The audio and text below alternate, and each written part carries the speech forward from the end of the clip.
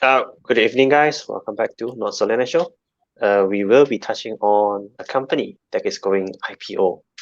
Uh, not we haven't know what's the tentative date yet, but it will be this coming few months. So the company that we'll be talking about will be Farm Fresh, and I think a lot of us are quite familiar with this brand and this company. So since that, we will be touching on the business model, go a little bit in depth, and then also try to gauge whether the valuation for this company is actually preferable for retail investors or not. So I think we will go straight into the disclaimer as always. So whatever we'll be sharing here is just for educational purposes. Do not treat it as a advice to buy, sell, or hold, and do your further due diligence if you find that the company is worthy of an investment before you make any decision.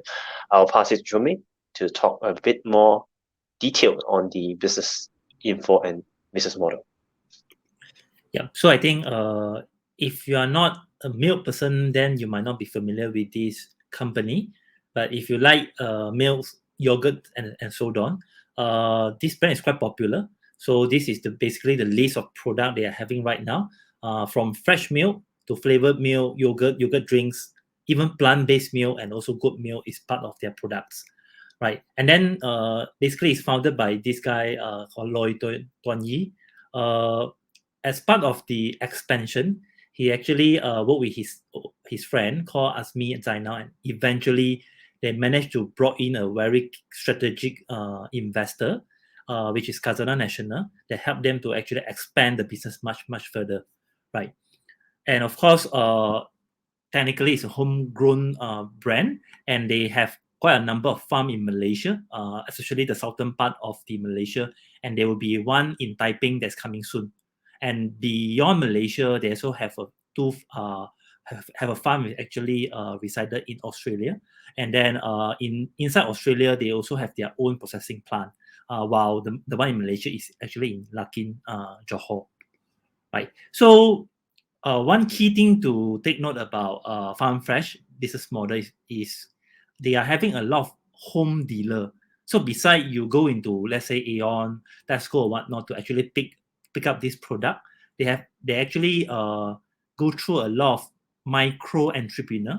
For example, let's say your wife wanted to have a part-time income, so you actually can apply from Farm Fresh, and then can just resell it to your friends and family. And through this network, is actually quite successful, and they managed to actually grow their product in a much faster pace.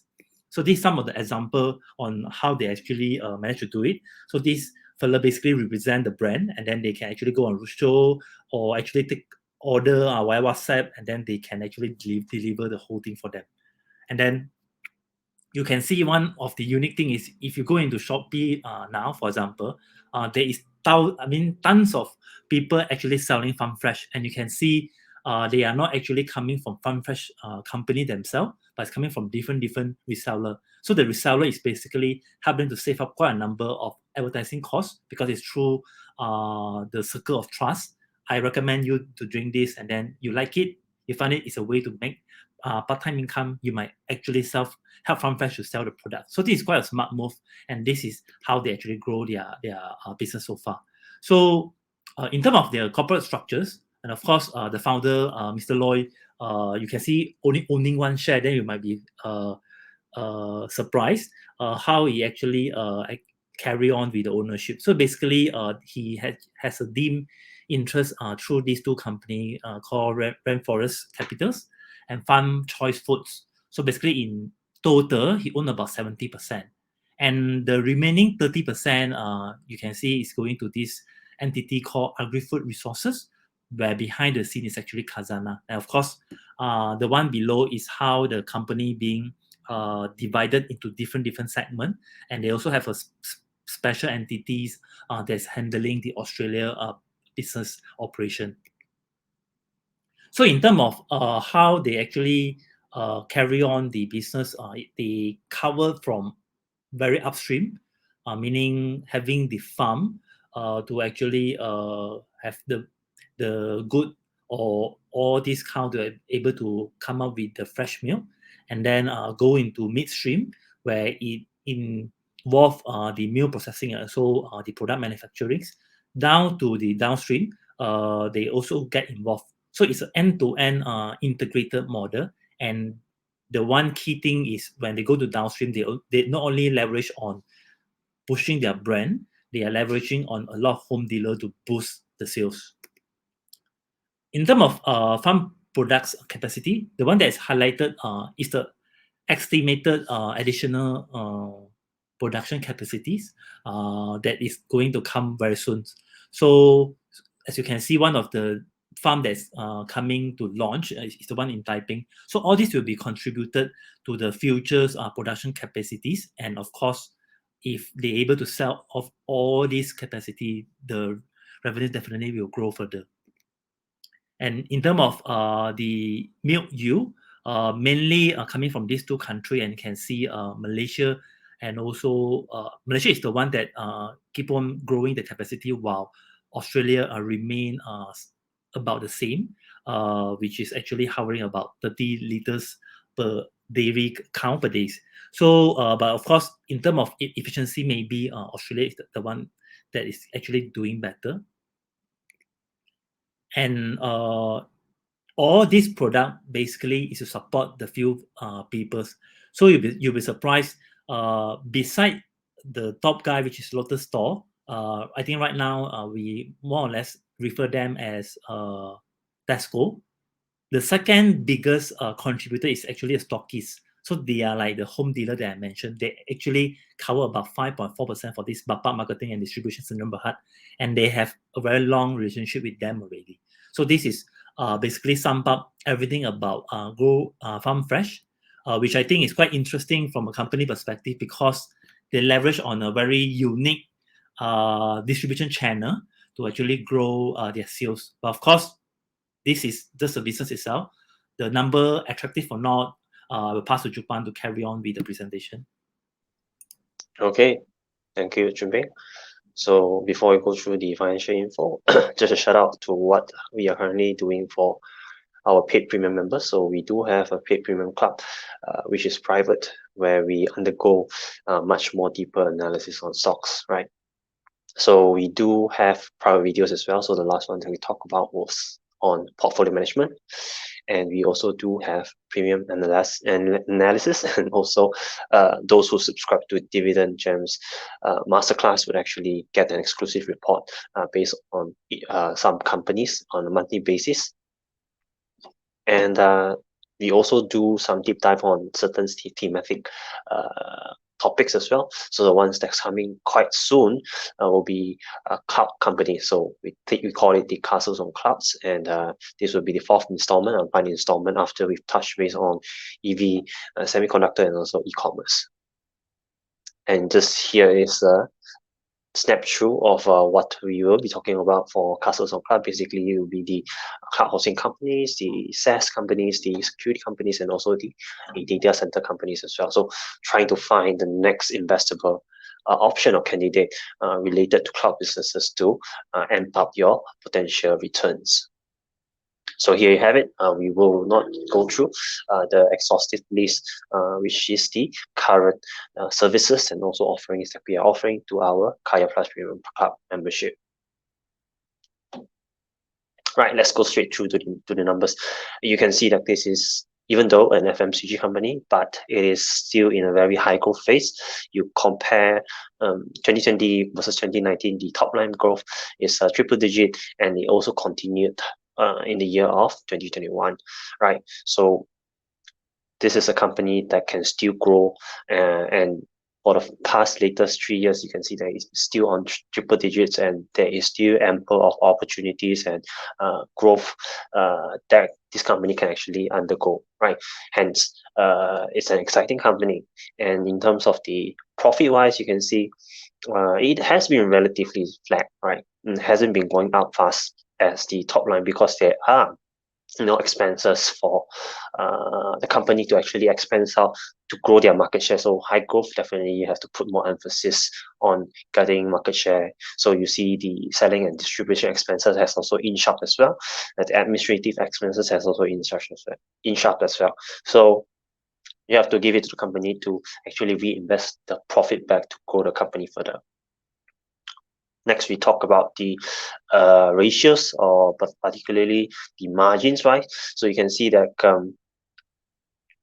in terms of the gross profit margin, I would say hovering around roughly 30+%, and then for the profit before tax margin is hovering around 12%, 13%. So relatively same as other FMCG or the better FMCG companies right now in Malaysia.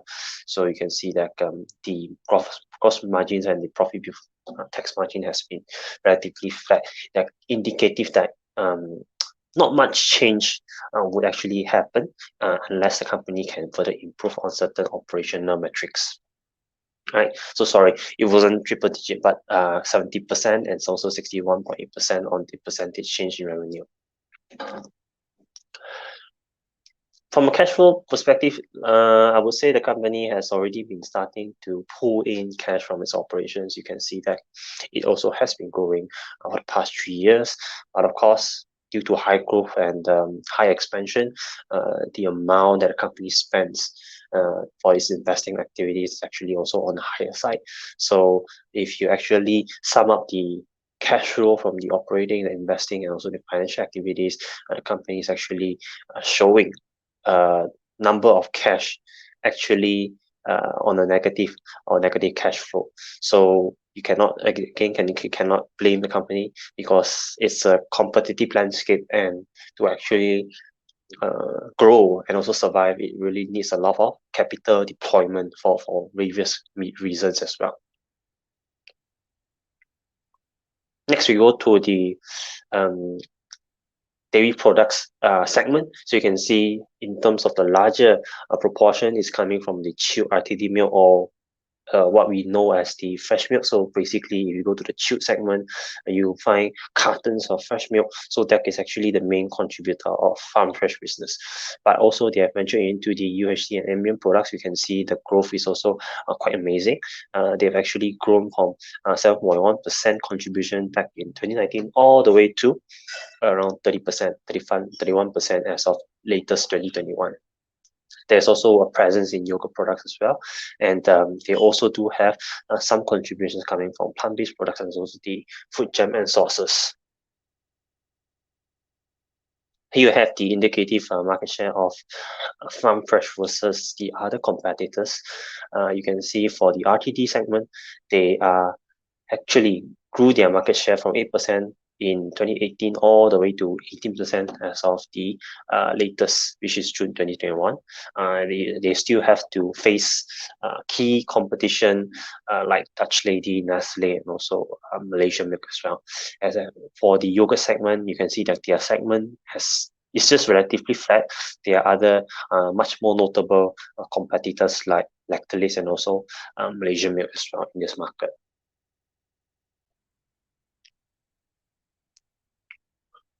But then again, if you look at the total RTD milk contribution, which we split down to chilled, ambient, and also the chilled segment, and also the pure ambient segment, you can see that Farm Fresh actually is owning close to half of most of the segments of the RTD milk. So that signifies that they do have a certain strategy to grow their market share on a yearly basis. So you can see that back then in 2015, they just had roughly 16% and 23% of respective categories, and you can see that they have actually grown their market share throughout the years. Last but not least, you can see in terms of the geographical spread, it's still Malaysia coming as the main revenue contributor. They are contributing close to 86%, and the balance coming from Australia and also Singapore and Brunei. We will also talk about the distribution channel. Basically, these are the channels, or who or how does Farm Fresh push their products to the market. So large format of it is coming from the large format retailers like Aeon, Tesco. So the others, the second in place would be the stockists, the dealers that JuJuR talked about, and then there's also the channels like the HoReCa markets and also the export markets as well. And of course, one key aspect when it comes to investing is whether there is a dividend policy. So prior to anything, prior to the listing, FarmFresh doesn't actually pay out any dividends, right? So, but they did actually inserted a dividend policy that they might pay out approximately 25% of their net profit when the company actually eventually gets listed. So it'd be interesting to calculate back what is the amount and what is the distribution or the dividends per share and what is the yield when they actually go public. So here is the brief information on the IPO. So basically, it will be a 40% enlarged issue share capital, and out of the so-called 743 million shares for retail offering, it will just be around 55.7 million. So you go through a ballot system. So if you're lucky, you are very excited on the company, you want to apply for IPO, do note that you will be going up against a lot of people because the amount available for retail IPO balloting is just a very small amount only. A majority will go to the, I would say, financial institutions. Yeah. And I think if you look at it, current share holding structure is actually 70% held by the founder, and also balance 30% is actually held by Khazanah. And major part of it will actually be used to establish a new manufacturing hub and dairy farm and whatever facilities needed, and all will be based in Malaysia. 20% of the funds will actually be utilized for expansion in the Australian production facility, and then there will also be some funds channeled out to our regional expansion outside Malaysia. They mentioned that they will be focusing on Indonesia and also Philippines. So yeah, quite exciting to see this company is spreading its wings to actually grow within Southeast Asia region. Right. I think one of the most important or exciting part of it is actually the valuation. So if you actually take their latest profit attributable to their owners of company, and then you actually divide it by the valuation, alleged valuation that we obtained from the age of 2 billion, the estimated price to earning ratio is going to be roughly at 55 times. Or if you want to compare it a market cap perspective, so at the 2 billion ringgit valuation, it's actually going to be 2 times more expensive than Ajinomoto Malaysia, or slightly just cheaper than Dutch Lady Malaysia by just a wee bit of it. Right, I'll pass it to Junbei, whether is this company fairly priced, given that it has such a strong growth momentum, well thought of plan and strategy to grow their market share for the past few years? In mute. I think the one of the key thing that we wanted to compare this company is to do a direct comparison with the competitors. So of course, I think before that, I think from a forecasted market size perspective, it's a growing segment. Even though the ready-to-drink milks might be slowing down if from your own perspective, but there's other segment where FarmFresh is also quite big in terms of yogurt and also the plant-based milk. So all this number will be divided by all the core players. So it depends on whether Dutch Lady get it, FarmFresh get it, or some smaller player, right? So it's quite important that we go into a deeper look into Dutch Lady. You might be surprised. Dutch Lady supposed to be a very big blue chip stocks, but the recent year, I would say they've got attacked quite heavily by FarmFresh. Even though they managed to maintain the top line, you can see their revenue is still somewhat growing or hovering at actually the same level, but the profit margin actually dropped to even lower than 10%. So this is one of the things that you might be worried that whether FarmFresh will have the same problem or not. Of course, after you take a look on the business performance, then how about the dividend paid out? So for Dutch Lady, of course, he actually has a mother company elsewhere, and they will be very diligently paid out the dividends, because they need to actually pay back the dividends, go to the mother company, and then you can expect at least 50% going out, for example, right? So this is one of the upside for Dutch Lady, but it also turned into a downside because it's too predictable. There isn't any exciting news. That's why when a small locally grown player like FarmFresh come out, you actually fight quite they need to fight quite bad with them, right? So another angle that we can compare between Dutch Lady and also FarmFresh is FarmFresh stand a chance to expand beyond just Malaysia, Australia, uh, and a lot of other places. But Dutch Lady, they will just focus in Malaysia, because the other place, they got the Dutch Lady equivalent in Singapore and so on.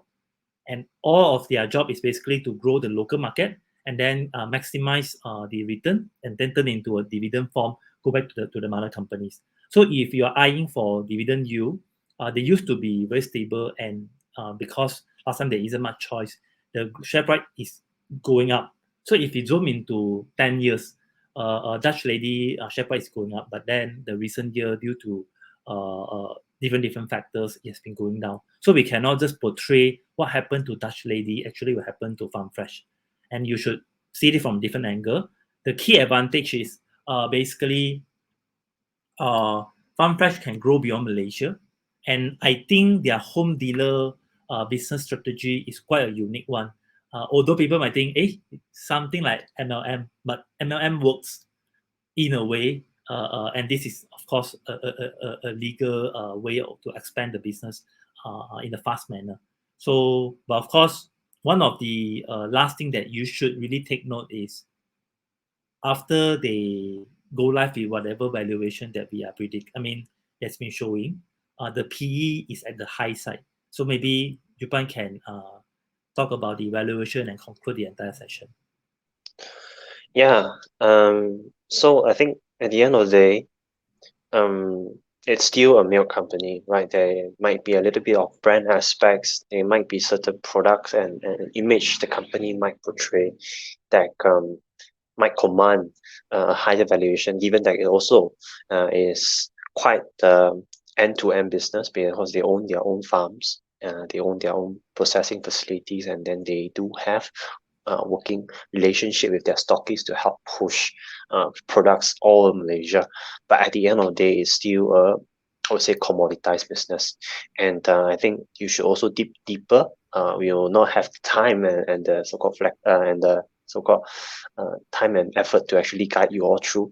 But if you look at the breeds of cows that FarmFresh is actually having in Malaysia, the milk yield is actually quite low, right, compared to Holstein cows, which is commonly found in Australia and New Zealand. So the milk yield is going to be higher. That means that farmers in New Zealand and Australia who have Holstein cows will actually be getting more milk from their cows compared.